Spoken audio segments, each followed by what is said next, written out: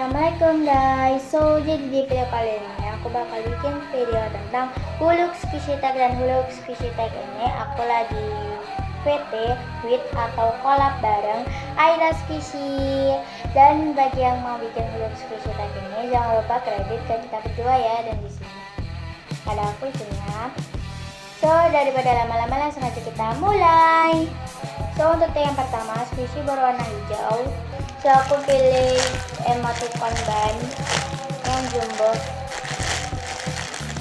So next untuk tag yang kedua squishy terbesar.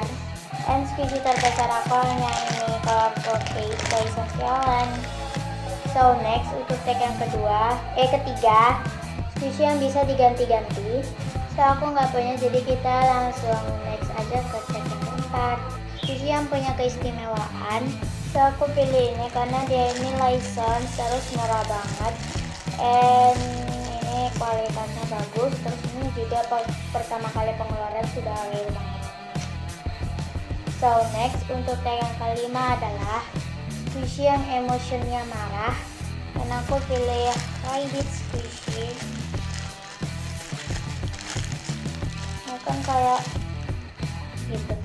So next untuk tag yang selanjutnya adalah squishy terberat, aku pilih ini lagi. So next untuk tag yang ke-7 squishy yang berawalan huruf H, dan aku nggak pengen, jadi kita next aja. Tag yang terakhir atau yang ke-8 squishy yang berakhir huruf K, dan aku pilih dark squishy.